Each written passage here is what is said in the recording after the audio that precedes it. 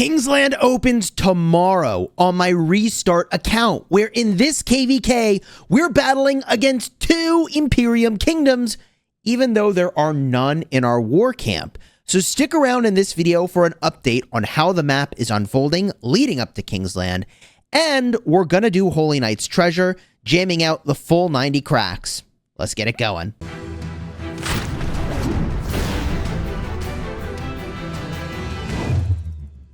Hello my friends and welcome back. I'm Chisgule Gaming, and today's video is sponsored by the makers of Rise of Kingdoms. And rather than have a sort of all-day stream where I'm mostly, I don't know, standing at the pass and more or less in a bit of a stalemate, I thought I'd just do a quick update video leading up to our Kingsland opening, which is tomorrow. And by the way, if you don't want to miss that live stream, consider subscribing to the channel, and thank you for throwing a like on the video to support my daily content creation.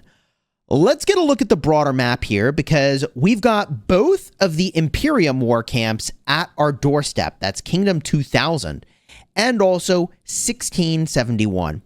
And if I zoom out here, you can see I've got some troops on my way to the pass to refill it. These are small marches of troops just to make sure that I can get in and we keep this thing incrementally full. We actually aren't taking double rallies right now. We had this field under complete control. We were burning the 2K forts. Things were cruising along. We even sent a huge group of warriors all the way to this pass.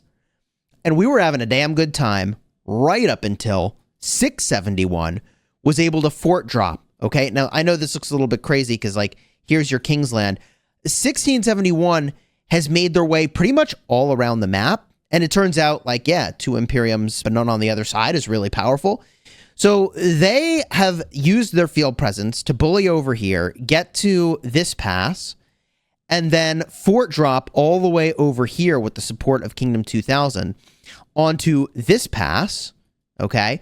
And then they haven't dropped into this zone that we're fighting in 2000, okay? We were hoping to clear 2000 out of this zone, but that's, I think, going to be extremely difficult to do, given that these guys are now in the zone, 1671, and they've got a huge ball that they've marched all the way over here. And you may think, oh, well, dude, I mean, they have a long walk, and they do, but we are talking about 2 Imperium war camps versus 1 non-Imperium war camp. And we've done an amazing job, I feel, so far.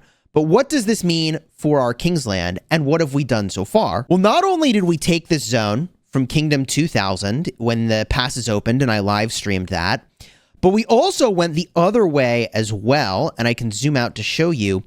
We pushed into this zone, and we took control of this one as well. There's only a couple forts that they have left. Now, I'm not so naive to say that we've locked this kingdom over here, but we did a pretty good job taking out both of our neighbors. That's Kingdom 2000 and the kingdoms that were to our north. And not only was that move really important, but it actually allowed us to free our allies. So our allies in this zone had been like almost pushed out, but we were able to help them get over here. And now they're able to do some work, I think, in this zone, because we've got the pass and we can offer, I would hope, some air cover here. But it's been pretty crazy. I mean, we're freaking all over the place, okay? And then we've got Kingsland, which is coming up really soon. We're going to have, I think of the 9 passes, I hope 4. Maybe realistically, we'll have more like 3. So it's going to be a pretty difficult Kingsland, and I'm going to be live streaming that. We've got a day until that happens, so I don't know what progress will change, given that things are otherwise pretty locked up. Our allies over here are kind of losing territory. I think they're going to lose this pass to Kingsland, which is a bummer.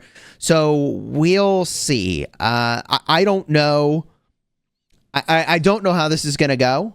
You know, going into the KVK, I feel like it was obvious to pretty much everybody that battling into 2 Imperiums was going to be a very, very difficult KVK.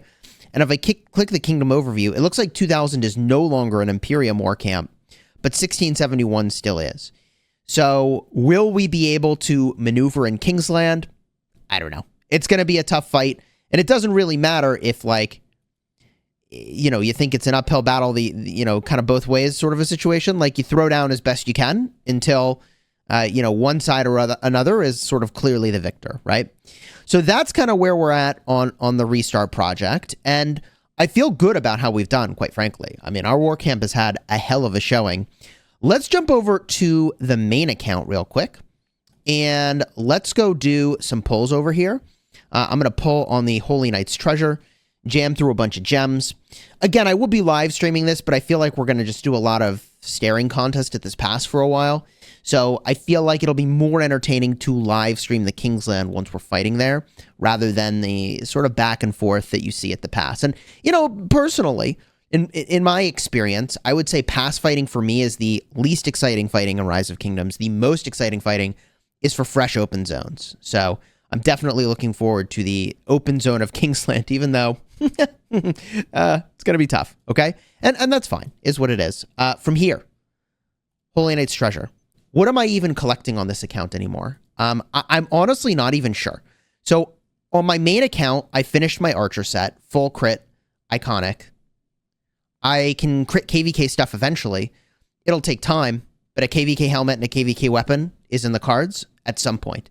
Okay, I've got my full crit infantry set, even though it's split up right now across a couple of, you know, different commanders. I've got my almost full crit cavalry set. I need the accessories. I got to finish the helmet over here. And now I'm in this weird place of like, do I collect a leadership set? Well, I've already got an infantry leadership set. And for open field, Trajan Primary is the best way to run Trajan.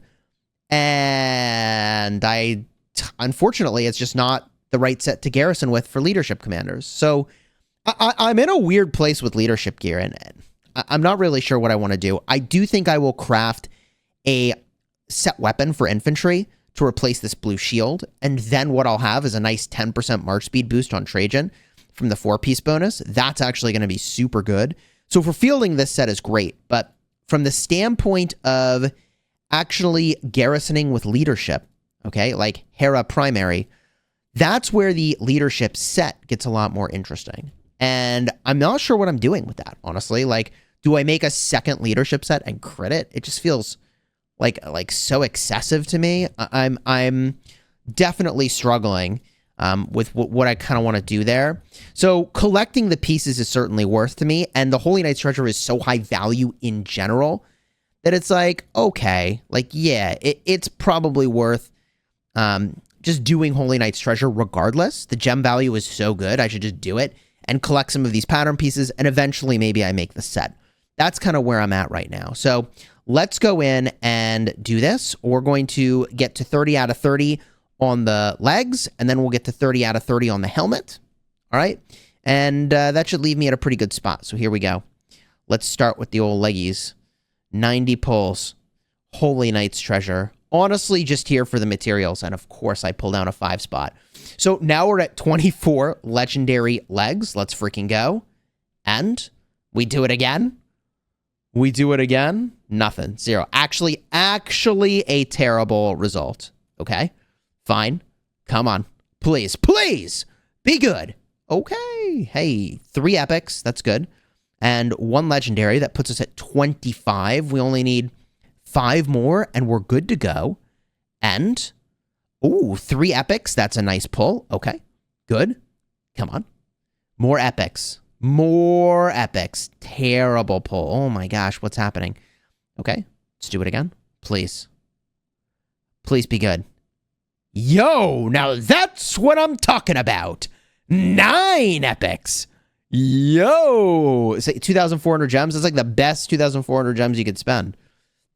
Okay, cool. 5 more of these legs, and we can move on. Okay, now 4 more of the leg pieces, and we can move on. It's kind of tempting to just take the pick ones and then actually move on in advance so that, like, I know I can make it because I have the pick ones. Boom. And so now we switch the reward over here to the helmets, and let's do some helmets. There it is. Diadem of the Glorious Goddess. Blueprint fragments. You know, the other thing I can do, by the way, is unlock complete patterns. And this is like such a whale move. But unlock complete patterns of the Siege set, even though I never intend to make it. And then get the Vanquisher pops. That's a thing I could do. But anyways, I have 0 of these helmet patterns. So now if I get a 10 spot, nothing is wasted in unlocking the pattern. That pull's actually fine. All speed ups is something that I will take. I'm good with it. Okay. Hey, okay. Speeds and 2 epic crates is good.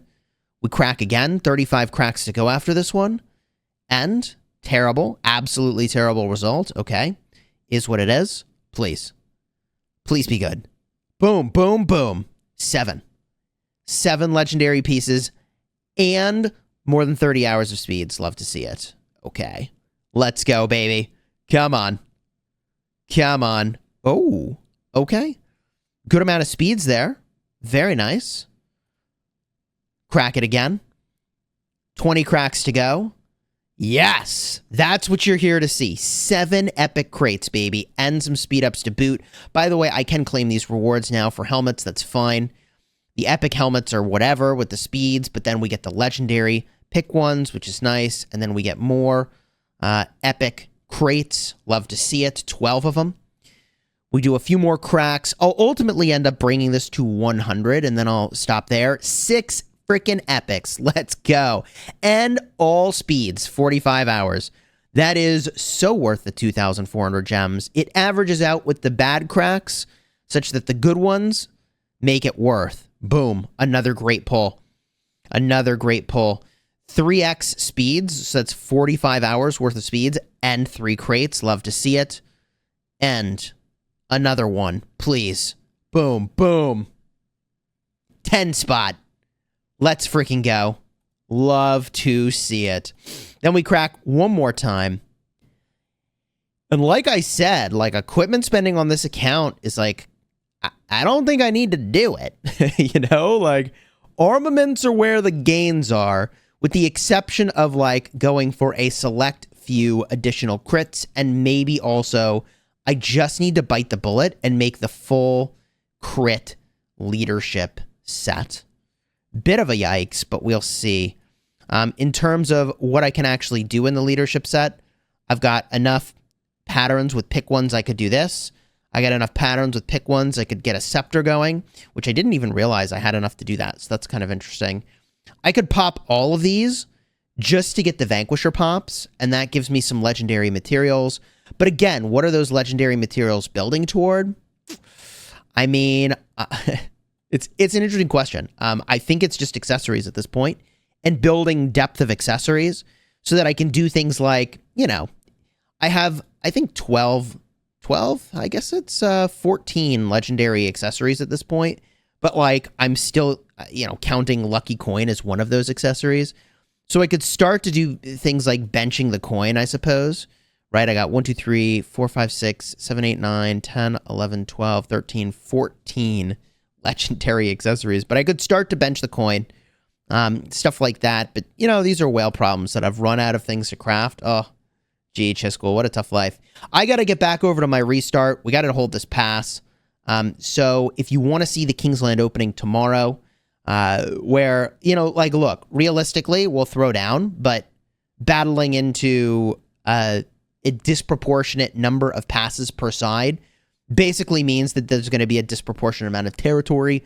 Disproportionate amount of territory means it's going to be an uphill battle, which is fine.